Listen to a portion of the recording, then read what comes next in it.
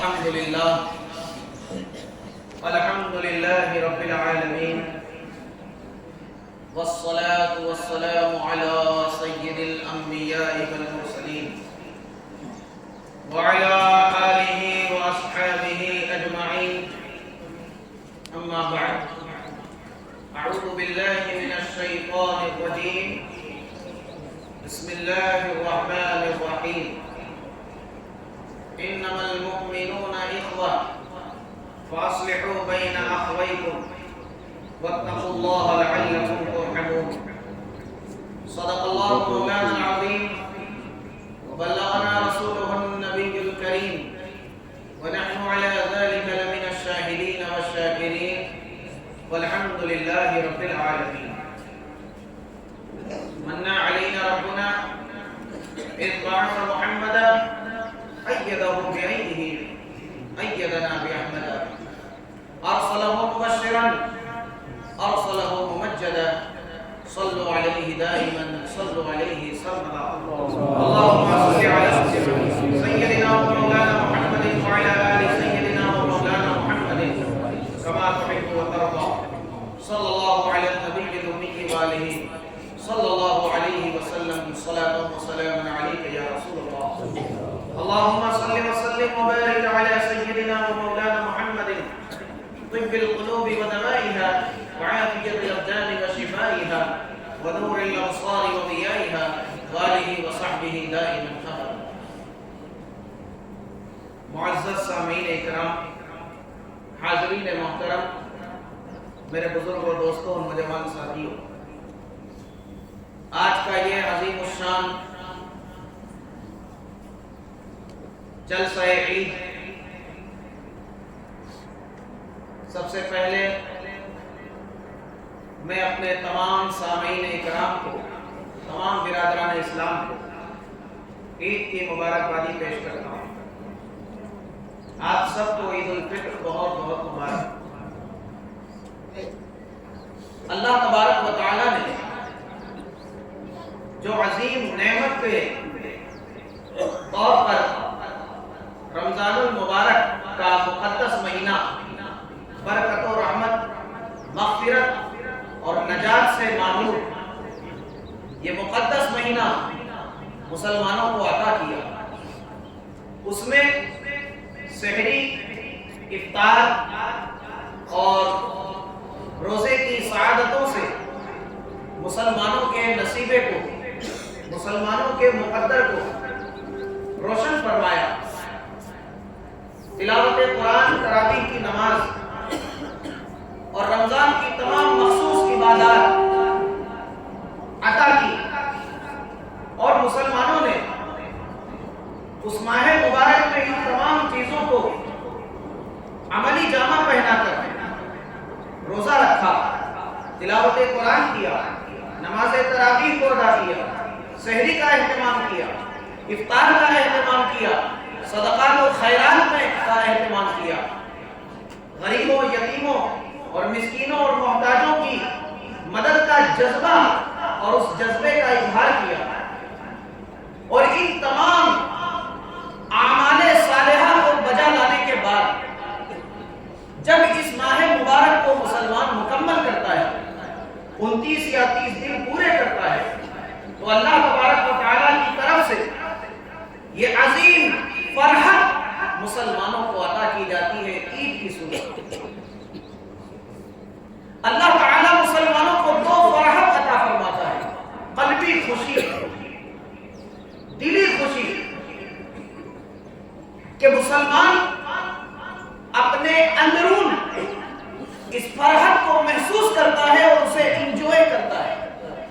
یہ اللہ کی طرف سے دو فرحت جو مسلمانوں کو اللہ تعالیٰ نے عطا کی ہے، یہ عظیم فرحت ہے، خوشی ہے۔ یہ دو فرحت کون سی ہے؟ ایک فرحت تو یہ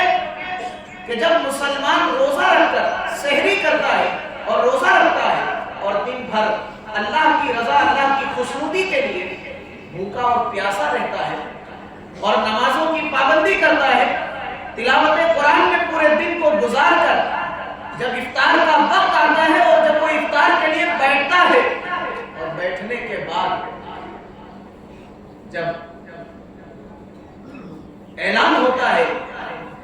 افطار کا وقت ہو گیا،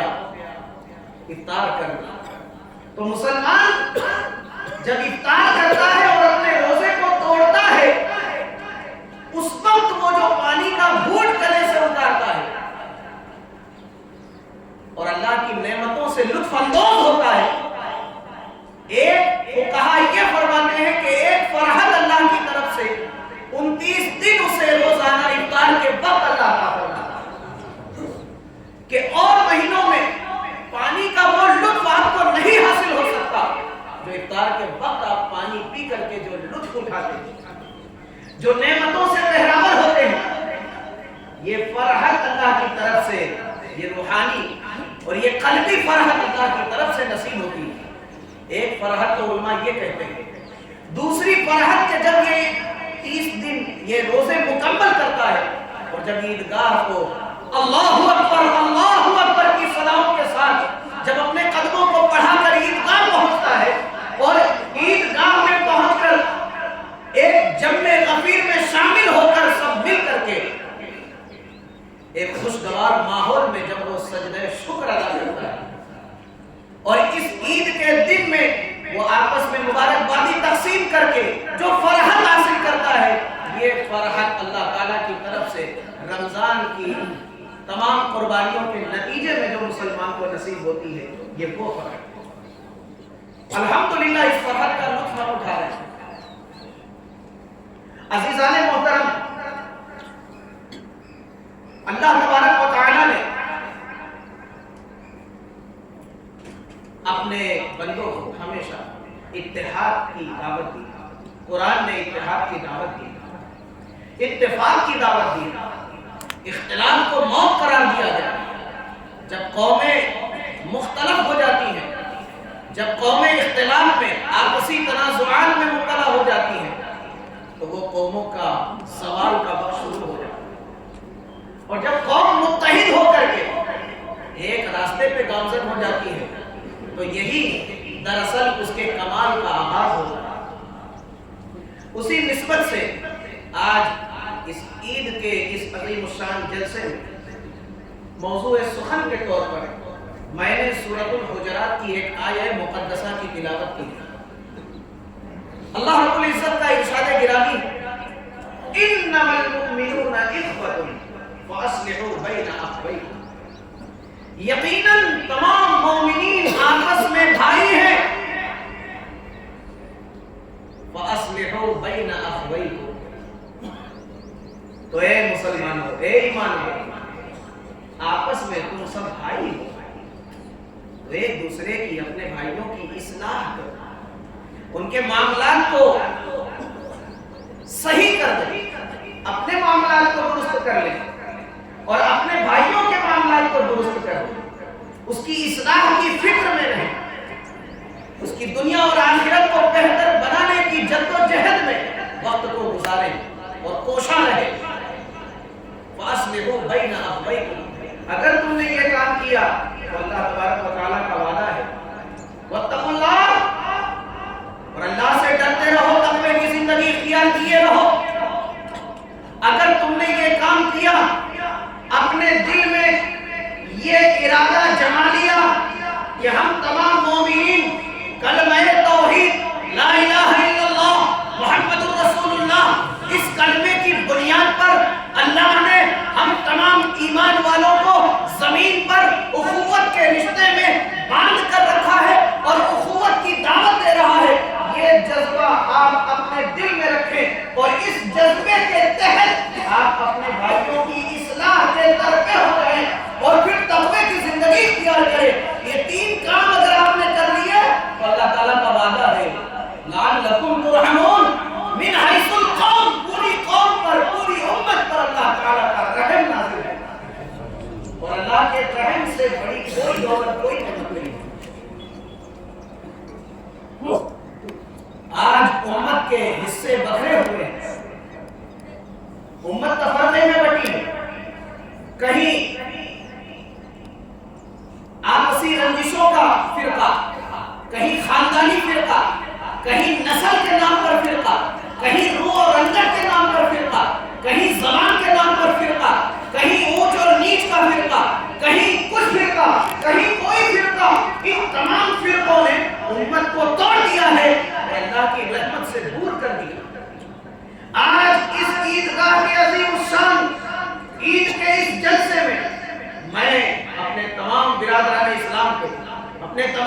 ایمانی بھائیوں کو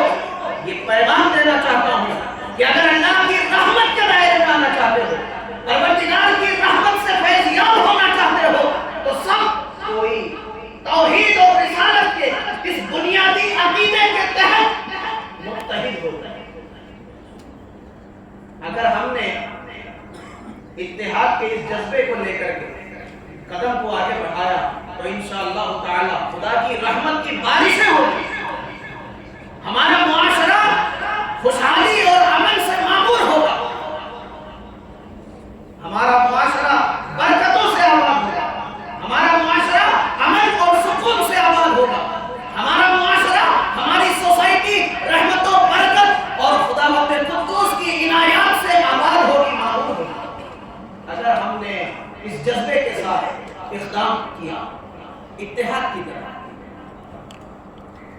حضور حافظ ملت علیہ رحمت و رضوان ہمیشہ فرمایا کرتے ہیں، اتحاد میں زندگی ہے، اختلاف میں موت ہے، اختلاف سے قوم مٹا دی جاتی ہے، اختلاف سے قوم کی کمر ٹوٹ جاتی ہے، اختلاف اور آپسی تنازعات سے قوموں کی طاقت ٹوٹ جاتی ہے، اور اتحاد جب ہو جاتا ہے، جب تین کمزور اور چار مضبوط لوگ ملتے ہیں تو طاقت برابر ہو جاتی ہے، اور قوم جب متحد ہو جاتی ہے تو وہ قوم پاورفل ہو جاتی ہے۔ دنیا میں اس کے قدموں کو کوئی ہلا نہیں سکتا۔ ذرا تاریخ اٹھا کر دیکھیں، ذرا 1400 سال پیچھے جائیے، مختصر سی جماعت بدر کا میدان ہے اور 313 نہتے ہیں، نہ تیر ہے نہ تلوار ہے، دشمنوں کا سامنا ہے، لشکر جرار کا سامنا ہے، اور میرے دوستو عزیزو، تاریخ ہمیں بتا رہی ہے، حدیث اور قرآن ہمیں اس بات کی طرف متوجہ کر رہے ہیں کہ وہ 313 وہ مختصر سی جماعت نے جو کارنامہ انجام دیا ہے، وہ کارنامہ انجام کس بنیاد پر دیا تھا کہ وہ نظریے میں متحد تھے، وہ عقائد میں متحد تھے، وہ اپنے معاشرتی زندگی میں متحد تھے، وہ اپنے معاشیات میں متحد تھے، وہ اپنی زبان میں متحد تھے، اپنے کلچر میں متحد تھے، اپنے دین میں متحد تھے، اپنے راستے میں متحد تھے۔ ہر اعتبار سے جب ان کے درمیان اتحاد مکمل ہوا تب پروردگار نے انہیں وہ عظیم شان فتح کا تاج پہنایا کہ ایران بھی فتح ہوا، ایران بھی فتح ہوا، عرب سے نکل کر وہ قوم عجم میں پھیلتی چلی گئی۔ یہ اتحاد کی طاقت تھی میرے دوستوں۔ ذرا اتحاد کے فلسفے کو سمجھنے کی کوشش کریں۔ کم من فئۃ قلیلۃ غلبت فئۃ کثیرۃ باذن اللہ واللہ مع الصابرین۔ عزیزان محترم، آج کے اس عظیم الشان عید کے اجتماع عام میں میں اپنے تمام برادران اسلام کو اتحاد کا پیغام دوں گا، اور قرآن کا، اللہ کا یہ فرمان اپنے تمام سامعین کے کانوں کے ذریعے دل تک پہنچانا چاہتا ہوں۔ انما المؤمنون اخوہ، تمام مومنین آپس میں بھائی ہیں۔ اپنے بھائیوں کا خیال رکھیں، اپنے بھائیوں کی اصلاح کی فکر مند ہیں۔ جو نعمتیں خداوند قدوس آپ کو دے وہ نعمتیں اپنے تک نہ رکھیں، اپنے بھائیوں میں بھی تقسیم کریں تاکہ اس میں برکت۔ عزیزان محترم، پروردگار نے مسلمانوں کو بے شمار نعمتوں سے سرفراز فرمایا، بے شمار نعمتوں سے۔ آج مسلمانوں کے پاس ایسی کون سی نعمتیں جو نہیں ہیں؟ تمام نعمتیں مسلمانوں کے پاس پائی جا رہی ہے، مگر عالمی سطح، عالمی نظریے سے اگر دیکھا جائے تو مسلمان کہیں دبایا جا رہا ہے، کہیں پیٹا جا رہا ہے، کہیں اس کے حقوق کو پامال کیا جا رہا ہے، کہیں اس کے حقوق کو پانی سے زیادہ سستا جان کر کے بہایا جا رہا ہے، کہیں اس کو عزت نہیں دی جا رہی، کہیں اس کی کوئی ویلیو نہیں گنی جا رہی ہے۔ کیوں؟ کیا آج اس وقت اس دور میں کیا مسلمانوں کے پاس دولت کی کمی ہے؟ نہیں، آج مسلمانوں کے پاس دولت کی کوئی کمی نہیں، شیش محل کی کوئی کمی نہیں، فاخرانہ عمدہ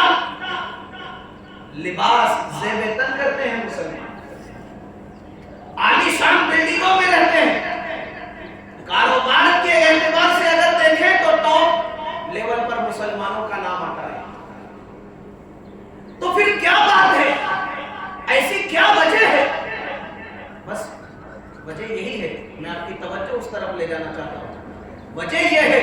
کہ مسلمانوں کے پاس اس وقت کسی چیز کی کوئی کمی نہیں ہے، کمی ہے تو بس اتحاد کی، اتفاق کی اور آپسی قلبی محبت کی۔ مسلمانوں ایک دوسرے سے محبت کرو۔ میں ایک حدیث آپ کو پیش کروں اور پھر اپنی گفتگو کو سمیٹ دوں۔ کل قیامت کے دن نفسی نفسی کا عالم ہوگا، ہر کوئی سورج کی حرارت سے بچنے کے لیے سائے کی تلاش میں ہوگا، ہر کوئی اپنی نجات کی فکر میں ہوگا، ہر کسی کی زبان پر نفسی نفسی، میں ہلاک ہو گیا، میں ہلاک ہو گیا، ہائے افسوس میرا کیا ہوگا، اس فکر میں ہر کوئی ہوگا۔ مگر جانتے ہو حدیث مفصل ہے، 7 لوگوں کا ذکر ہے، اس میں سے ایک کا ذکر میں آپ کو سنانے لگا ہوں، صحیح بخاری کی حدیث ہے، صحیح حدیث ہے۔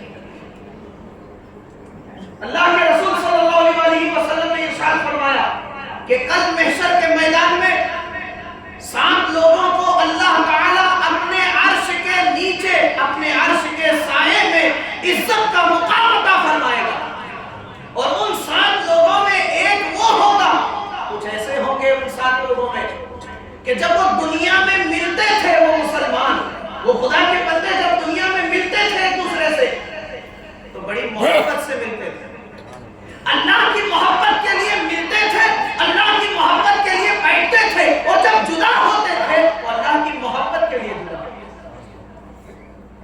تو اس محبت نے انہیں یہ مقام عطا کر دیا کہ محشر کے میدان میں عرش کے نیچے، عرش کے سائے میں انہیں اللہ تعالیٰ عزت کا مقام عطا فرمائے۔ یہ محبت آپ کو اس عروج، اس کمال تک پہنچائے گی۔